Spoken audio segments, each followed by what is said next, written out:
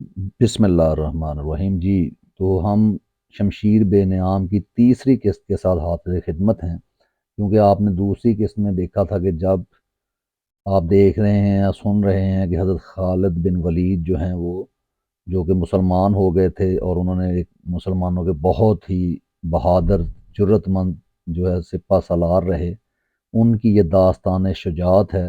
تو اس کو ہم سٹارٹ کرتے ہیں۔ لیکن آپ میں سے کوئی بھی اپنے گھر میں نہ بیٹھا رہے، خالد نے کہا۔ بدر میں ہم صرف اس لیے ذلت میں گر گئے کہ سردار گھروں میں بیٹھے رہے اور ان لوگوں کو لڑنے بھیج دیا جو قریش کی عظمت کو نہیں سمجھتے تھے۔ کیا میرے باپ کو بھی قریش کی عظمت کا خیال نہ تھا؟ خالد کے چچا زاد بھائی اکرمہ جو ابو جہل کا بیٹا تھا برہم ہوتے ہوئے کہا۔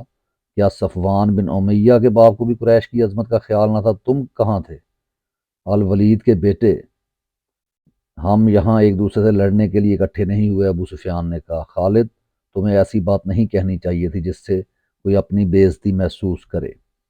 ہم میں سے کوئی بھی عزت والا نہیں رہا، خالد نے کہا۔ ہم سب اس وقت تک بے عزت رہیں گے جب تک ہم محمد صلی اللہ علیہ وآلہ وسلم اور اس کے چیلوں کو ہمیشہ کے لیے ختم نہیں کر دیتے۔ مجھے اپنے گھوڑوں کے سموں کی قسم، میرے خون کے گرمی نے میری آنکھیں جلا دی ہیں۔ ان آنکھوں کو مسلمانوں کا خون ٹھنڈا کر سکتا ہے۔ میں پھر کہوں گا کہ اب سردار آگے ہوں گے، اور میں جانتا ہوں کہ میدان جنگ میں کہاں ہوں گا، لیکن جنگ میں ہمارا جو سردار ہوگا میں اس کے حکم کا پابند رہوں گا، اور اگر میں سمجھوں گا کہ مجھے سردار نے ایسا حکم دیا ہے جو ہمیں نقصان دے گا تو میں ایسا حکم نہیں مانوں گا۔ سب نے متفقہ طور پر ابو سفیان کو اپنا سردار مقرر کیا۔ اس سے ایک روز پہلے اہل مکہ کے ایک قافلہ فلسطین سے مکہ واپس آیا تھا۔ یہ تجارتی قافلہ تھا۔ مکہ کے باشندوں خصوصاً قریش کے ہر خاندان نے اس تجارت میں حصہ ڈالا تھا۔ اس قافلے میں کم و بیش 1000 اونٹ تھے، اور جو مال گیا تھا اس کی مالیت 50,000 دینار تھی۔ قافلے کا سردار ابو سفیان تھا، جس نے 50,000 پر 50,000 دینار منافع کمایا تھا۔ قافلے سے واپسی کا راستہ مدینے سے گزرتا تھا۔ مسلمانوں کو پتہ چل گیا، انہوں نے پورے قافلے کو گرفتار کرنے کا ارادہ کیا اور ایک مقام پر قافلے کو گھیرے میں لے لیا، لیکن وہ ایسی زمین تھی کہ ابو سفیان نے ایک ایک آدمی اور ایک ایک اونٹ کو زمین کے اونچے نیچے خد و خال سے فائدہ اٹھاتے ہوئے گھیرے سے نکال دیا تھا۔ خالد کا گھوڑا خرامہ خرامہ مدینہ کی طرف چلا جا رہا تھا، مگر خالد کا ذہن پیچھے کو سفر کر رہا تھا۔ اس وقت کا جب قریش انتقام کی اسکیم بنانے کے لیے اکٹھے ہوئے تھے، ایک ایک لفظ جو کسی نے کہا تھا سنائی دے رہا تھا۔ اگر تم نے مجھے اپنی سرداری دی ہے تو میرے ہر فیصلے کی پابندی تم پر لازم ہے، ابو سفیان نے کہا تھا۔ میرا پہلا فیصلہ یہ ہے کہ میں نے ابھی 50,000 دینار منافع سب میں تقسیم نہیں کیا، وہ میں تقسیم نہیں کروں گا۔ یہ مسلمانوں کے خلاف فیصلہ کن جنگ میں استعمال ہوگا۔ مجھے اور میرے خاندان کو یہ فیصلہ منظور ہے، سب سے پہلے خالد نے کہا۔ پھر منظور ہے، ایسا ہی کرو، منظور ہے کی آوازیں اٹھیں۔ میرا دوسرا حکم یہ ہے، ابو سفیان نے کہا، کہ جنگ بدر میں ہمارے جو آدمی مارے گئے ہیں ان کے لواحقین آہوزاری کر رہے ہیں۔ میں نے مردوں کو دھاڑیں مارتے، عورتوں کو بین کرتے سنا ہے۔ اللہ کی قسم، جب آنسو بہہ جاتے ہیں تو انتقام کی آگ سرد ہو جاتی ہے۔ آج سے بدر کے مقتولین پر کوئی نہیں روئے گا۔ اور میرا تیسرا حکم یہ ہے کہ مسلمانوں نے بدر کی لڑائی میں ہمارے جن آدمیوں کو قید کیا ہے ان کی رہائی کے لیے کوئی کوشش نہیں کی جائے گی۔ تم جانتے ہو کہ مسلمانوں نے قیدیوں کی رہائی کے لیے ان کے درجے مقرر کر دیے ہیں، اور ان کا فدیہ 1000 سے 40 درہم مقرر کیا ہے۔ ہم مسلمانوں کو 1 درہم بھی نہیں دیں گے، یہ رقم ہمارے ہی خلاف استعمال ہوگی۔ خالد کو گھوڑے کی پیٹھ پر بیٹھے اور مدینہ کی طرف جاتے ہوئے جب وہ لمحے یاد آ رہے تھے تو اس کی مٹھیاں بند ہو گئیں، غصے کی لہر اس کے سارے وجود میں بھر گئی۔ وہ وقت بہت پیچھے رہ گیا تھا، لیکن اب بھی اس کے اندر غصہ بیدار ہو گیا تھا۔ اسے غصہ اس بات پہ آیا کہ اجلاس میں طے تھا کہ مسلمانوں کا مکہ کا کوئی آدمی اپنے قیدی کو چھڑانے مدینہ نہیں جائے گا، لیکن ایک آدمی چوری چھپے مدینہ چلا جاتا اور اپنے عزیز رشتہ دار کو رہا کرا لیتا۔ ابو سفیان نے اپنا حکم واپس لے لیا۔ خالد کا اپنا ایک بھائی جس کا نام ولید تھا مسلمانوں کے پاس جنگی قیدی تھا۔ اگر اس وقت تک قریش اپنے بہت سے قیدی رہا نہ کرا لائے ہوتے تو خالد اپنے بھائی کی رہائی کے لیے کبھی نہ جاتا۔ اسے اپنے بھائیوں نے مجبور کیا تھا کہ ولید کی رہائی کے لیے جائے۔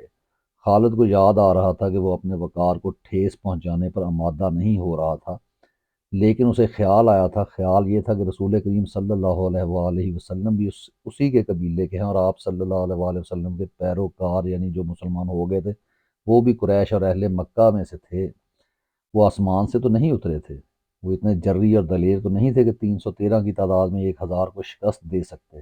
اب ان میں کیسی قوت آ گئی ہے کہ وہ ہمیں نیچا دکھا کر ہمارے آدمیوں کی قیمتیں مقرر کر رہے ہیں۔ انہیں ایک نظر دیکھوں گا، خالد نے سوچا تھا، محمد صلی اللہ علیہ وسلم کو غور سے دیکھوں گا، اور وہ اپنے بھائی حشام کو ساتھ لے کر مدینہ چلا گیا تھا۔ اس نے اپنے ساتھ اس نے اپنے ساتھ 4000 درہم باندھ دیے تھے۔ اسے معلوم تھا کہ بنو مخزوم کے سردار الولید کے بیٹے کا فدیہ 4000 درہم سے کم نہیں ہوگا۔ ایسا ہی ہوا۔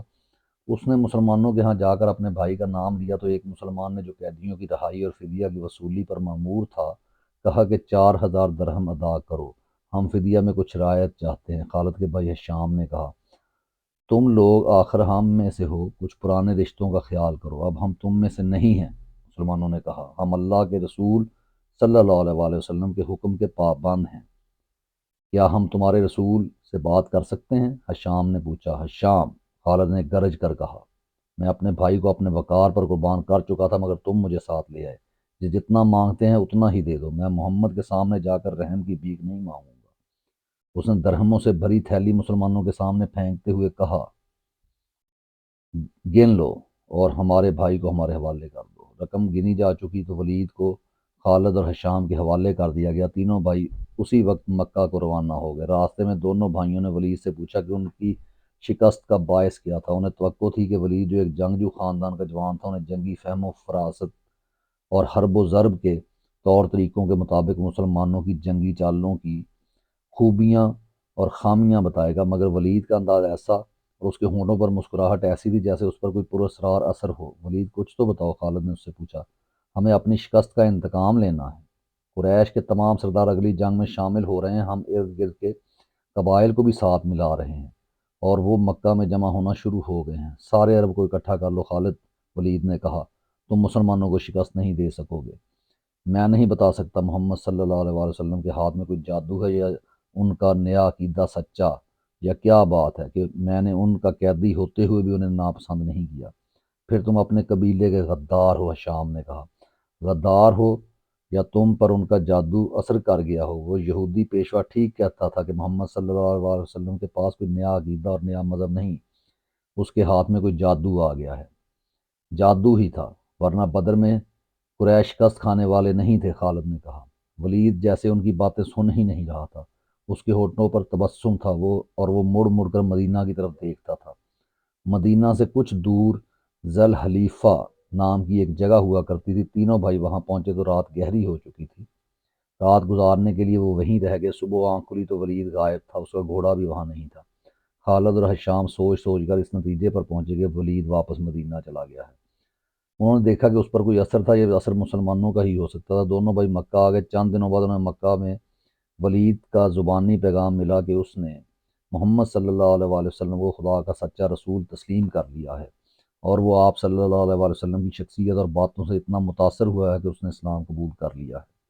مورخین لکھتے ہیں کہ ولید بن الولید رسول اکرم کے منظور نظر رہے، اور انہوں نے مذہب میں بھی اور کفار کے ساتھ مارکہ آرائی میں بھی نام پیدا کیا۔ خالد کو اس وقت بہت غصہ آیا تھا۔ ایک تو اس کا بھائی تھا جو اسے 4000 درہم گئے، کیونکہ قریش اور مسلمانوں کے درمیان خونی دشمنی پیدا ہو چکی تھی، اس لیے مسلمانوں نے یہ رقم واپس نہ کی۔ رقم واپس نہ کرنے کی دوسری وجہ یہ تھی کہ ولید نے رسول کریم صلی اللہ علیہ وآلہ وسلم کو بتا دیا تھا کہ قریش مسلمانوں کے خلاف فیصلہ کن جنگ کی تیاری کر رہے ہیں، اور اس کے لیے بے انداز درہم و دینار اکٹھے کیے جا چکے ہیں۔ خالد مدینہ کی طرف چلا جا رہا تھا، اسے افق سے ایک کوہان سی ابری ہوئی نظر آنے لگی۔ خالد جانتا تھا یہ کیا ہے، یہ احد کی پہاڑی تھی جو مدینہ سے 4 میل شمال میں ہے۔ اس وقت خالد ریت کی بڑی لمبی اور کچھ اونچی ٹیکری پر چلا جا رہا تھا۔ احد احد، خالد کے ہونٹوں سے سرگوشی نکلی اور اسے اپنی للکار سنائی دینے لگی، میں ابو سلیمان ہوں، میں ابو سلیمان ہوں۔ اس کے ساتھ ہی اس سے ایک خون ریز جنگ کا شور و غل اور سینکڑوں گھوڑوں کے ٹاپ اور تلواریں ٹکرانے کی آوازیں سنائی دینے لگیں۔ خالد یہ جنگ لڑنے کے لیے بےتاب تھا، اور اس نے یہ جنگ لڑی۔ خالد کا ذہن پیچھے ہی ہٹتا گیا۔ 4 ہی سال پہلے کا واقعہ تھا۔ مارچ سن 625 شوال 3 ہجری کے مہینے میں قریش نے مدینہ پر حملہ کرنے کے لیے جو لشکر تیار کیا تھا وہ مکہ میں اکٹھا ہو چکا تھا۔ اس کی کل تعداد 3,000 تھی، اس میں 700 افراد نے زرہ پہن رکھی تھی، گھڑ سوار 200 کے لگ بھگ تھے، اور رسد اور سامان جنگ 3,000 اونٹوں پر لدا ہوا تھا۔ یہ لشکر کوچ کے لیے تیار تھا۔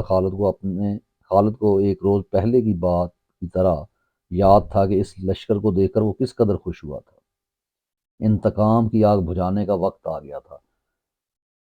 اس لشکر کا سالار اعلیٰ ابو سفیان تھا، اور خالد اس لشکر کے ایک حصے کا کمانڈر تھا۔ اس کی بہن بھی اس لشکر کے ساتھ جا رہی تھی۔ اس کے علاوہ 14 عورتیں اس لشکر کے ساتھ جانے کے لیے تیار تھیں۔ ان میں ابو سفیان کی بیوی ہندہ بھی تھی، عمرو بن العاص کی اور ابو جہل کے بیٹے اکرمہ کی بیویاں بھی شامل تھیں۔ باقی سب گانے بجانے والیاں تھیں، سب کی آواز میں سوز تھا اور ان کے ساز، دف اور ڈھولک تھے۔ ان عورتوں کا جنگ میں یہ کام تھا کہ جوشیلے اور جذباتی گیت گا کر سپاہیوں کا حوصلہ بلند رکھیں اور ان کی یاد تازہ کرتی رہیں جو جنگ بدر میں مارے گئے تھے۔ خالد کو افریقہ کا ایک حبشی یاد آیا جس کا نام وحشی بن حرب تھا۔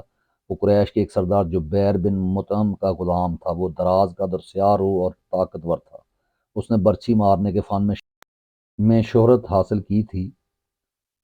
اس کے پاس افریقہ کی بنی ہوئی برچھی تھی۔ اس کا افریقی نام کچھ اور تھا۔ اسے عربی نام جبیر نے اس کے جنگی کمالات دیکھ کر دیا تھا۔ بن حرب کوچ سے پہلے کچھ دیر پہلے جبیر بن مطعم نے اسے کہا، مجھے اپنے چچا کے خون کا بدلہ لینا ہے۔ شاید مجھے موقع نہ مل سکے۔ میرا چچا کو بدر میں محمد صلی اللہ علیہ وسلم کے چچا حمزہ نے قتل کیا تھا۔ اگر تم حمزہ کو قتل کر دو تو میں تمہیں آزاد کر دوں گا۔ حمزہ میری برچھی سے قتل ہوگا یا آقا؟ وحشی بن حرب نے کہا۔ یہ حبشی غلام اس طرف جا نکلا۔ یہاں وہ عورتیں اونٹوں پر سوار ہو چکی تھیں جو اس لشکر کے ساتھ جا رہی تھیں۔ ابو وسمہ کسی عورت نے پکارا۔ یہ وحشی بن حرب کا دوسرا نام تھا۔ وہ رک گیا، دیکھا کہ ابو سفیان کی بیوی ہند اسے بلا رہی تھی۔ وہ اس کے قریب چلا گیا۔ ابو وسمہ نے کہا، حیران نہ ہو، تجھے میں نے بلایا ہے۔ میرا سینہ انتقام کی آگ سے جل رہا ہے، میرا سینہ ٹھنڈا کر دے۔ حکم خاتون غلام نے کہا، اپنے سالار کی زوجہ کے حکم پر اپنی جان بھی دے دوں گا۔ بدر میں میرے باپ کو حمزہ نے قتل کیا تھا۔ ہندہ نے کہا، تو حمزہ کو اچھی طرح پہچانتا ہے۔ یہ دیکھ، میں نے سونے کے جو زیورات پہن رکھے ہیں، اگر تو حمزہ کو قتل کر دے گا تو یہ سب زیورات تیرے ہوں گے۔ وحشی بن حرب نے ہند کے زیورات پر نظر ڈالی تو مسکرایا اور زیر لب پرعزم لہجے میں بولا، حمزہ کو میں ہی قتل کروں گا۔ خالد کو اپنے لشکر کا کوچ یاد تھا۔ اسی رستے سے لشکر مدینہ کو گیا تھا۔ اس نے ایک بلند جگہ کھڑے ہو کر لشکر کو دیکھا تھا۔ اس کا سینہ فخر سے پھیل گیا تھا۔ اسے مدینہ کے مسلمانوں پر رحم آ گیا تھا، لیکن اس رحم نے بھی اسے مسرت دی تھی۔ یہ خون کی دشمنی تھی، اس کے وقار کا مسئلہ تھا۔ مسلمانوں کو کچل ڈالنا اس کا عزم تھا۔ جنگ احد کے بہت دن بعد اسے پتہ چلا تھا کہ جب مکہ میں قریش اپنا لشکر جمع کر رہے تھے تو اطلاع رسول کریم کو مل گئی تھی، اور جب یہ لشکر مدینہ کے راستے میں تھا تو رسول خدا صلی اللہ علیہ وآلہ وسلم کو اس کی رفتار، پڑاؤ اور مدینہ سے فاصلے کی اطلاعیں مسلسل ملتی رہی تھیں۔ آپ کو لشکر کے مکہ سے کوچ کی اطلاع حضرت عباس رضی اللہ تعالیٰ عنہ نے دی تھی۔ قریش کے اس لشکر نے مدینہ سے کچھ میل دور کوہ احد کے قریب ایک ایسی جگہ کیمپ کیا تھا جو ہری بھری تھی اور وہاں پانی بھی تھا۔ خالد کو معلوم نہ تھا کہ مسلمانوں کے 2 جاسوس اس لشکر کی پوری تعداد دیکھ آئے ہیں اور رسول کریم کو بتا چکے ہیں۔ 21 مارچ سن 625 کے روز رسول کریم نے اپنی فوج کو کوچ کا حکم دیا اور شیخین نامی ایک پہاڑی کے دامن میں جا خیمہ زن ہوئے۔ آپ صلی اللہ علیہ وآلہ وسلم کے ساتھ 1000 پیادہ مجاہدین تھے، جن میں 100 نے سروں پر زرہ پہن رکھی تھی۔ مجاہدین کے پاس صرف 2 گھوڑے تھے، جن میں سے ایک نبی صلی اللہ علیہ وآلہ وسلم کے پاس تھا، اور اس موقع پر منافقین کے نفاق کا پہلا خطرناک مظاہرہ ہوا جو غداری کے مترادف تھا۔ مدینہ کے بعد ایسے لوگوں نے اسلام قبول کر لیا جو دل سے مسلمان نہیں ہوئے تھے۔ انہیں رسول اللہ نے منافقین کہا تھا۔ کسی کے متعلق یہ معلوم کرنا کہ وہ سچا مسلمان ہے یا منافق بہت مشکل تھا۔ جب مجاہدین مدینہ سے شیخین کی پہاڑی کی طرف کوچ کرنے لگے تو ایک بااثر آدمی جس کا نام عبداللہ بن ابی تھا رسول اللہ کے ساتھ اس بحث میں الجھ گیا کہ قریش کا لشکر 3 گنا ہے، اس لیے مدینہ سے باہر جا کر لڑنا نقصان دہ ہوگا۔ آپ صلی اللہ علیہ وسلم نے مجاہدین کے دوسرے سرداروں سے رائے لی تو اکثریت نے یہ کہا کہ شہر سے باہر لڑنا زیادہ بہتر ہوگا۔ آپ صلی اللہ علیہ وآلہ وسلم نے عبداللہ بن ابی کے ہی آپ بھی اسی عبداللہ بن ابی کے ہی ہم خیال تھے، لیکن آپ نے اکثریت کا فیصلہ ہی منظور فرمایا اور کوچ کا حکم دے دیا۔ عبداللہ بن ابی نے شہر سے باہر جانے سے انکار کر دیا۔ اس کے پیچھے ہٹنے کی دیر تھی کہ لشکر میں سے 300 آدمی پیچھے ہٹ گئے۔ تب پتہ چلا کہ یہ سب منافقین تھے اور عبداللہ ان کا سردار۔ اب 3000 کے مقابلے میں مجاہدین کی نفری صرف 700 رہ گئی تھی۔ رسول اللہ صلی اللہ علیہ وسلم دل برداشتہ نہ ہوئے اور 700 ہی کو ساتھ لے کر کوہ عہد کے دامن میں شیخین کے مقام پر مجاہدین کو جنگی ترتیب میں کر دیا۔ خالد نے ایک بلند ٹیکری پر کھڑے ہو کر مسلمانوں کی ترتیب دیکھی اور اس نے اپنے سالار ابو سفیان کو بتایا کہ اپنے دستے کی جگہ طے کر لی۔ رسول اکرم نے مجاہدین کو کم و بیش 1000 گز لمبائی میں پھیلا دیا۔ پیچھے وادی تھی، مجاہدین کے ایک پہلو کے ساتھ پہاڑی تھی، لیکن دوسرے پہلو پر کچھ نہیں تھا۔ اس پہلو کو مضبوط رکھنے کے لیے رسول اللہ نے 50 تیر اندازوں کو قریب کی ایک ٹیکری پر بٹھا دیا۔ ان تیر اندازوں کے کمانڈر عبداللہ بن جبیر تھے۔ اپنی ذمہ داری سمجھ لو عبداللہ، رسول خدا نے اسے ہدایت دیتے ہوئے فرمایا، اپنے عقب کو دیکھو، عقبین پیچھے کو دیکھو، دشمن ہمارے عقب میں نقل و حرکت کر سکتا ہے جو ہمارے لیے خطرہ ہے۔ دشمن کے پاس گھوڑ سوار زیادہ ہیں، وہ ہمارے پہلو پر گھوڑ سواروں سے حملہ کر سکتا ہے۔ اپنے تیر اندازوں کو گھوڑ سواروں پر مرکوز رکھو، پیادوں کا مجھے کوئی ڈر نہیں۔ تقریباً تمام مستند مورخین، جن میں ابن ہشام اور واقدی خاص طور پر قابل ذکر ہیں، لکھتے ہیں کہ رسول کریم صلی اللہ علیہ وآلہ وسلم نے عبداللہ بن جبیر کو واضح الفاظ میں کہا تھا، ہمارا عقب یا عقب صرف تمہاری بیداری اور مستعدی سے محفوظ رہے گا، تمہاری ذرا سی کوتاہی بھی ہمیں بڑی ذلت آمیز شکست دے سکتی ہے۔ یاد رکھو عبداللہ، اگر تم دشمن کو بھاگتے ہوئے اور ہمیں فتح یاب ہوتے ہوئے دیکھ لو تو بھی اس جگہ سے نہ ہلنا۔ اگر دیکھو کہ ہم پر دشمن کا دباؤ بڑھ گیا ہے اور تمہیں ہماری مدد کے لیے پہنچنا چاہیے تو بھی یہ جگہ نہ چھوڑنا۔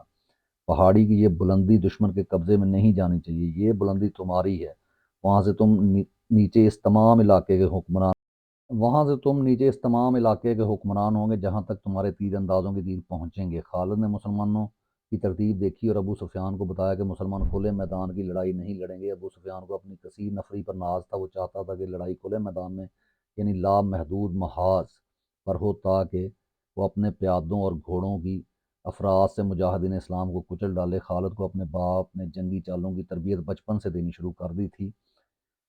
دشمن پر بے خبری میں پہلو یعقوب سے جپٹنا اور دشمن کو چکر دے دے کر مارنا اپنے دستوں کی تقسیم اور ان پر کنٹرول اس کی تربیت میں شامل تھا جو اسے باپ نے دی تھی۔ اس نے تجربے کار سردار کی نگاہوں سے مجاہدین کی ترتیب دیکھی تو اس نے محسوس کیا کہ مسلمان فن و حرب کے کمالات دکھا سکتے ہیں۔ جی یہاں پر ہم اپنی تیسری قسط کو ختم کرتے ہیں، ناول ابھی جاری ہے انشاءاللہ ایپیسوڈ 4 کے ساتھ جلد آپ کی خدمت میں حاضر ہوں گے۔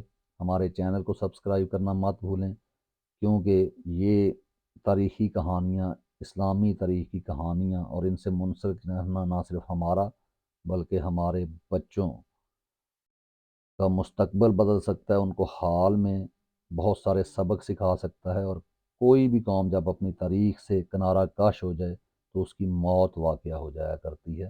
تو اس لیے تاریخ سے جڑے رہیے اور سمارٹ لائف کاسٹ کو سبسکرائب کرنا مت بھولیں۔ فی امان اللہ، اللہ حافظ۔